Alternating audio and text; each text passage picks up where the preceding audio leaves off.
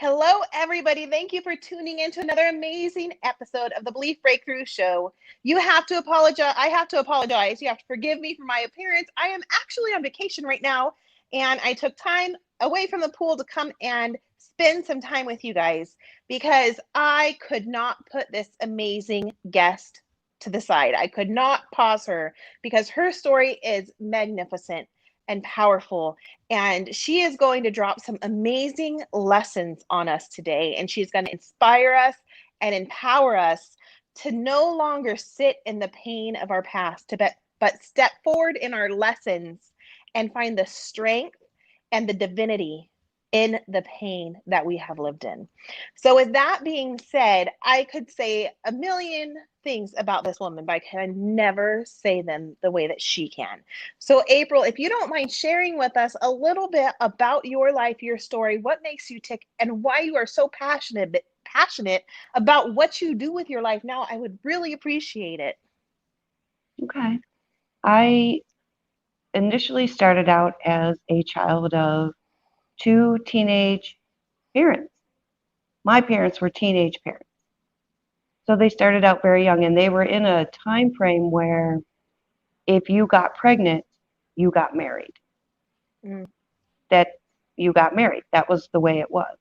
And my dad shortly after actually went off into the Marines to Vietnam. So there was a moment where my mom was very young, 16 years old, and she's a single mom. And my dad got released from the military due to getting injured. And then we were back together. Shortly after they got back together, they got divorced. And I lived with my mother for a little bit. And then my mom actually gave us to my dad. And my dad raised me and my brother. So that was kind of a really big moment. I remember the day moving into my father's house and not sure what was going on. The questions start coming of, you know, why does she not want me? Why are we moving? All of those kinds of. Yeah. The abandonment. Right. Yeah. Mm-hmm. So my life continued. I ended up I was actually forced to get married at 15. And I did not want to get married. I remember that day, the bridesmaid, we were in the bathroom getting ready to go down to this marriage because I was pregnant. So we were still living the same, well, you got pregnant, you got to get married, Mm-hmm. right? You're repeating the cycle. Oh, still repeating the cycle. And I remember the bridesmaid, my friend, saying to me, are you excited? And I said, no, I don't want to do this. But I was being forced. My mother was forcing me to do this. It was do this or else. Mm. Um, so I got married, and I stayed married for 12 years, and that was an abusive, alcoholic relationship. And I finally got strong enough to leave him. And then I became a single mom, working, going to college, and raising 3 girls on my own. So, how old were you when you had the 3 girls? I had my first daughter at 16, and I had my second daughter 4 days before I turned 17. Mm. And my third daughter came when I was 21. So, not only did you repeat the cycle that your parents, getting married as teenagers, being teen parents, but you literally repeated the exact same thing, being a teen mom Yes, in an abusive relationship. yes, So, it was almost a mirror image of your parents in your marriage. yes, exactly. So when I got pregnant with my first child and then my second child, um, there was a point in there, a point within that first and second pregnancy that I decided I was going to be the generation breaker. I was going to stop the cycles of abuse. Congratulations. Within my girl, I was going to do whatever I had to in my power to make sure they did not live the life I lived. And my ultimate goal was for them not to get pregnant early. That was my ultimate life goal. Mm-hmm. So through that, I went to college and I took any and every course under the sun I could possibly take about self-healing, learning. I did Indian sweat lodges. I did whatever I could to learn to heal myself so that I would prevent my children from living the same life Mm-hmm. and repeating that generational cycle Mm-hmm. again. Yeah. And I think that generational cycle is something that's important for us to acknowledge, because it does take that one person to stand up and say, I'm not going to repeat this cycle. I am going to break these chains. I refuse to pass this down to my sibling or to my children, um, because you are healing not just yourself, but you're healing the line below you, and you're beginning to heal the line above you. And so Yeah. it's very important for us to realize that.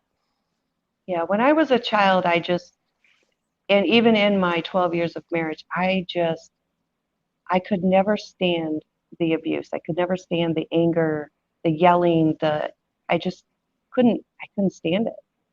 So I made it a mission that this is not how my life was going to be. Now, of course, because I was wounded myself, I didn't do that perfectly. Mm-hmm. I did not. But I put forth the best effort I could possibly do. And from what I can tell, of course, I didn't do that perfectly. So, yeah, my children, they have their own issues, as everybody does. But we have stopped the generations of abuse for the most part. That's amazing. Not completely, but so my hope is that the next generation does better than us, right? Right. So what made you decide to leave your husband? Like, what was that aha moment of, I can't do this any longer. I'm willing to raise these three girls on my own. I am going to be the strength of this family. What was that moment that made you make that decision? Well, that particular moment is very odd considering it was many years of um, you know of different types of emotional abuse, physical abuse. Um, he just he had a substance abuse problem, which if he would have got that under wraps, our life probably would have been different. But for whatever reason, at that time, he wasn't able to do it. So Mm-hmm. the funny thing is after over 12 years of this, the aha moment was it was Christmas time. Christmas was coming, and I had Christmas coming with the three girls. I had rent due. I had a consumer bill due. He had actually got some extra money from selling. We had a quad. He sold a four-wheeler, and he chose to take that money and go to a particular bar with females at it. And for some reason, it just snapped with me, and I said, I'm done. This is never going to change. I cannot keep doing this. I can't live like this. I can't live poor. And if that's going to be more important than children, I can't do it anymore. Mm-hmm. So, Yeah. And so you finally, for the first time in your life, put yourself first. yep, yeah. And how But did that make you I feel? was 27. Okay. I was, almost 30 years old. Well, that makes sense, because from a very young age, you felt abandoned. You questioned your worth because you were given away at a young age. You didn't know why. And you probably internalized that and believed that it was something in you that caused that abandonment, and probably lived that worthless mindset or mind frame until Right. that age of 27, where it finally snapped and said, I'm done believing this, right? And Yeah. you had to break through that belief of not being enough and Yeah. I start was to rewrite your never, script. never felt good enough. Whatever Mm-hmm. I did was never, and actually for being a teenage mom, I was an awesome mom for being I don't even know how I was the mom I was. Really, when I look back, I don't know how I did it. Hmm. But it didn't matter what I did. I was never good enough. Right. And now, when you say that, you're saying you were never good enough as a mom? Is No, that I what you're just was saying? never good enough in what like I did in life. Got it. Whatever I accomplished, whatever I was trying to do, I never felt good enough or worthy. Hmm. And then finally with him, something just snapped and I said, that's it. Hmm. I don't want to do this anymore. I don't want to live like this anymore. I think there's a moment where you realize that this situation isn't going to change. Hmm. There's nothing you can do to be good enough, say the right things, do it. There's nothing you can do to make that situation change. So it's a So moment of acceptance. there you go. Moment of acceptance, accepting where you're at, taking responsibility for it, and making the choice to change. Because it literally is a choice. You can choose to stay in that mindset or you can choose to change it. But even not making a choice is making a choice, right? Um, Correct. so once you made that choice to finally, for once in your life, put yourself first and decide to believe in yourself, even if you didn't believe anyone else believed in you. At that point, is that when you started the healing sessions? Yeah, before that, I was interested in counseling, psychology, things like that. But when I divorced him, all I wanted in my life was peace. I just wanted some peace. I had come from a rough childhood, and then I went straight into a rough marriage, and I just wanted some peace in my life. Hmm. So I kicked up the learning. I got into, I actually became a massage therapist. And then that led me into Reiki healing, which led me into the spiritual, it just kept going Yeah. from, I yeah, I feel like Reiki is almost like the introduction yes. to loving and believing in yourself and then embracing that spirituality, because I feel it's through the Reiki energy that it allows you to love yourself enough to explore spirituality, to It's explore, like, go ahead. the healing energy, yeah. Yeah, Of, it's amazing. Reiki is what helped me to start my healing journey. And so yep. I hear that a lot from healers is they started with Reiki and then they built up and moved on and grew with it. Um, Mhm. Reiki is an amazing healing energy for any of you guys out there. I know, Andrea, you're listening. Reiki is an amazing energy to just break through the noise and to break through the worthlessness, to break through the negative self talk. Reiki has a way that this healing energy, it has a way of gently moving the energy out of you that is holding you back and filling in the holes with self love and self understanding to give you the strength to explore yourself and find your worth. That's I think how I feel. it's a gateway and it opens you to universal love, opens your Hmm. chakras, your energy system. And it opens you just to that universal possibility that, hey, I'm worth more than this and I am more than just this. I'm Yeah. worth more. Yeah. I feel like in our society, we typically think that our life is all there is. Like Yeah. our beliefs that are set at childhood, that's it. It's who we are. There's no way out of it. This is just our life and we just have to deal with it. We just have to find our way to the end. But once you start looking into healing modalities, not just Reiki, I think Reiki is amazing, but there's so many other healing modalities out there.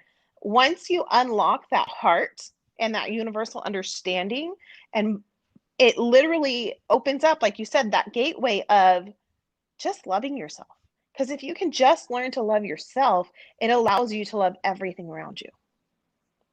Yeah, and that's the mission that I didn't know I was on, that I was on. In order to save my children, I had to learn to love myself, Mm, yeah, right? To right. really, um, and I think that, Reiki is an awesome gateway. It does open all that healing, and then I often laugh with people that I talk to about this because I tell them, well, once you put your foot in here, that's it. you can't go back. It you just keep going. Mm-hmm. Usually, once you hit the spiritual world, you just want more and more and more and more. You just want to keep growing and evolving. Mm-hmm. Well, absolutely. I think also because once you dip your toe in the spiritual world, you're dipping your toe into the creator. You're dipping your toe into that God energy that created you, that Yeah. loves you unconditionally, that believes that you are a masterpiece. And so, as soon as you open up your eyes to God's love, you can't turn away from it. It's addicting to know, to be able to sit there in the presence of your creator and feel that unconditional love that we all crave and know that it's true and it's pure. Like, who wouldn't want more of that? Yeah. Well, and I found too that this doesn't mean that things didn't happen in my life because I accepted this universal love, God's love. Things did still happen in my life. And I remember a couple times where I decided I was angry at God. I was mad at him, right? Yeah. And I have a couple, normal rituals that I do, like in the shower, I say a prayer, and I just said, I am not going to do that anymore. I am mad. And I laugh because it just doesn't work that way. Once you're Mm-mm. in it, you're in it, and you feel that pain and you can get mad, but the wisdom that you gain, it never goes away. So it always comes back. It always opens back up, you know? Yeah, it's So kind of like that 2-year-old throwing that temper tantrum, right? yeah, You I tell didn't your stop the 2-year-old ritual no, long. right? Yeah. You tell that 2-year-old no, you can't have that piece of candy, and they tell you, "Oh, I hate you. I don't love you. I don't want anything to do with you." But 10 minutes later, they're back in your lap. Please hold me. Please snuggle me, right? It's the same Hmm. concept of us with our creator. We're like, "Oh, I'm mad." I know when I lost my daughter Trinity when she passed away, I was so mad. I hated God for a second. Hmm. And I was like, how could you take her from me? But then I realized that was the biggest blessing in the world because by taking her from me, he literally drew me closer to him and Exactly. opened me up to listening to what I was supposed to be doing with my life. And and not only that, but gave me the love that I never had experienced before of that unconditional love of having a child, right? And then I was able to understand the love that he had for me. Yeah. So, Yeah. yeah. It's He amazing. Yeah. It really truly is. And I feel like if you are struggling with negative self talk, with worthlessness, with not being enough, with abandonment, it truly is that need to explore beyond yourself to find that creator's love to help you begin your healing journey. Hmm.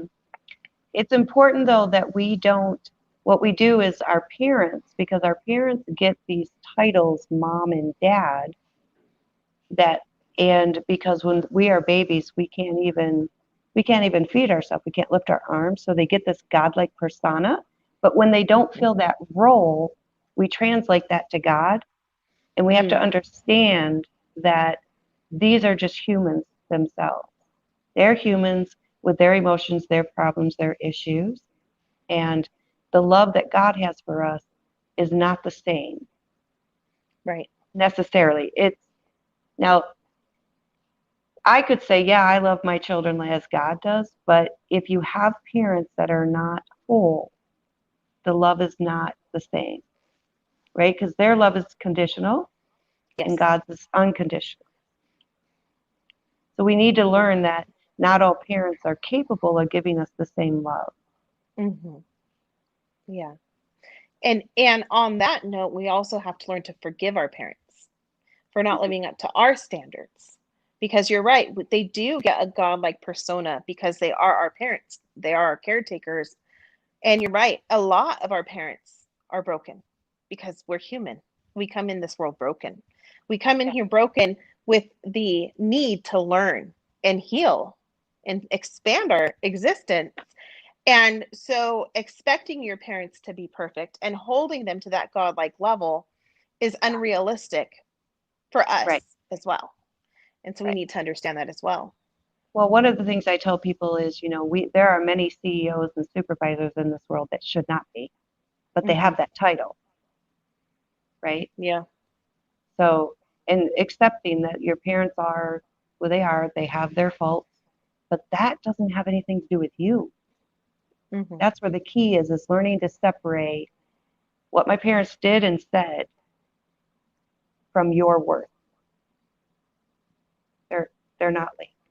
We think they're linked and we're trained and we're taught they're linked, right? If my parent doesn't like me or love me, then I must not be worthy. But Mm-hmm. that's the farthest thing from the truth.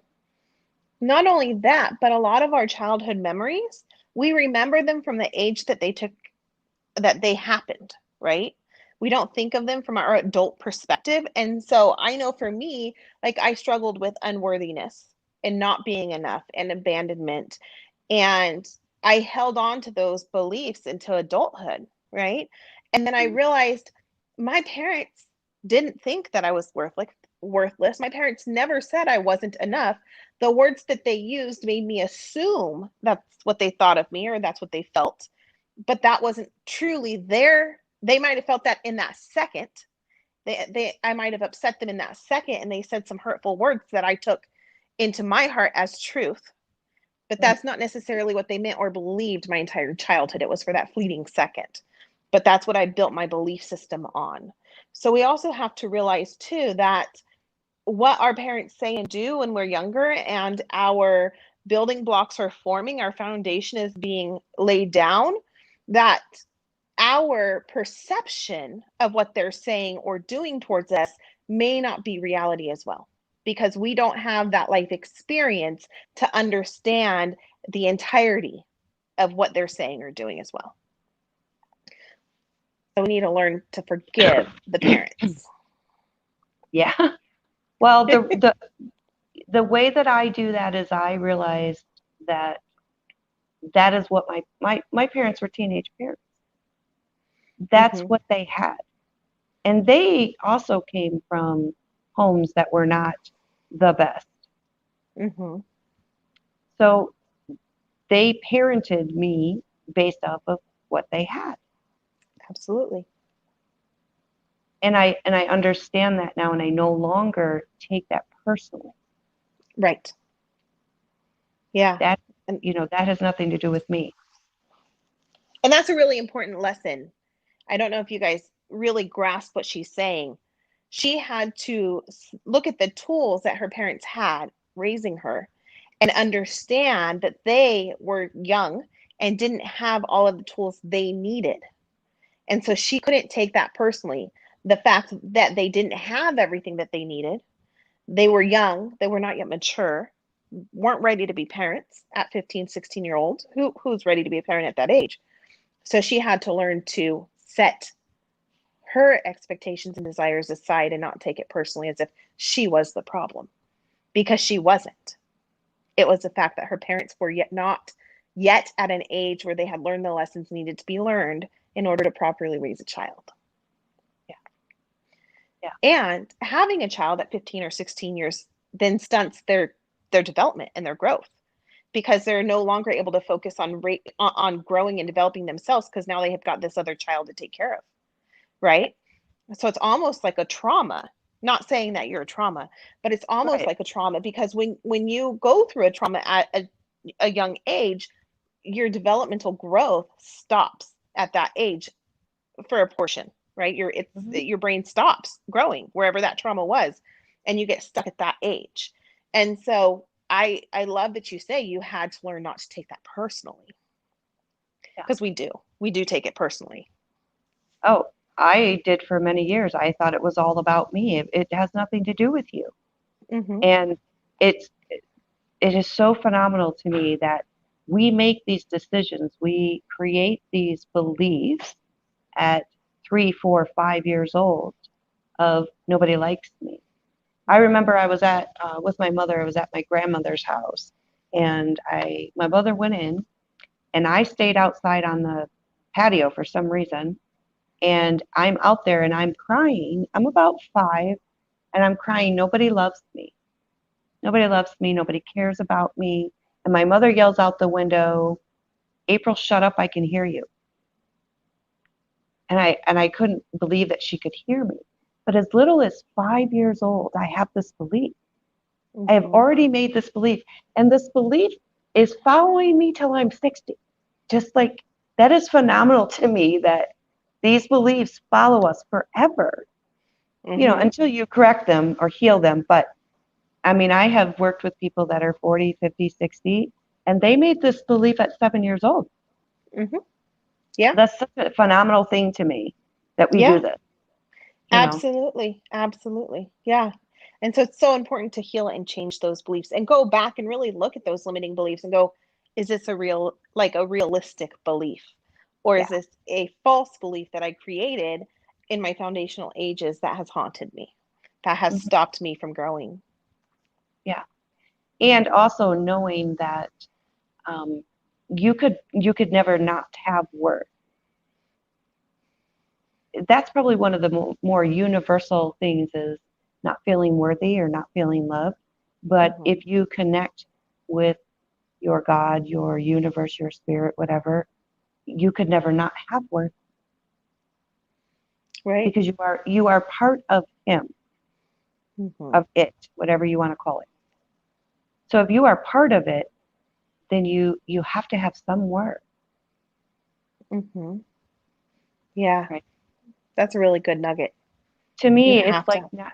I've come to the realization that it's now like saying, well, God's worthless. Well, how? That's not true. Right. Yeah. Yeah. It's amazing. You have shared so many awesome nuggets with us today. I think that you've challenged a lot of beliefs from our listeners, and you've allowed us to look at things from a different perspective. So I want to thank you so much for coming on the show. I want to thank you for sharing your story, and I want to thank you for just having the strength and the power to come on and share your story, because I know when me and you were speaking before today, you were struggling a little bit. You were a little bit nervous, and we had that conversation of, it'll all come out the way it's supposed to. Yeah. And you've taught me a lot today. You've given me a lot to think about, and I just want to thank you for, having the courage to come on the show and say, yes, I'm willing to share my story, because it takes courage to heal. It takes courage to step up. It takes courage to help others break out of their beliefs and change their story that they've lived with their entire lives, and rewrite it into what it needs to say instead of what they think that it says. And so I just want to thank you so much for coming on the show. Now, if people want to work with you, if people are like, April's amazing, she's making me change my thought process, and I know she can help me change my life, how can they get a hold of you? Well, I do have, I have a Facebook. I have a Facebook group. I know we can post links in this group. They can reach out and personal message me, any one of those ways. I do have some courses that I have developed.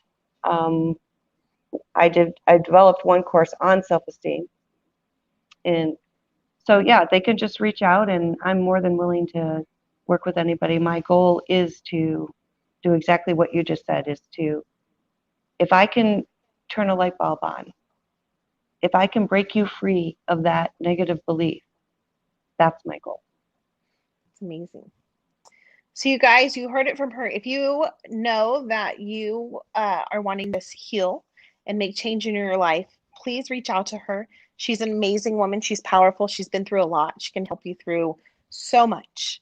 And if you want to join our Women Empowered to Heal Facebook group, please jump on in there as well and be surrounded by amazing women that are going through this life and this journey just like yourself, and finding ways to heal themselves and rewrite their own script and shed the skin of their past.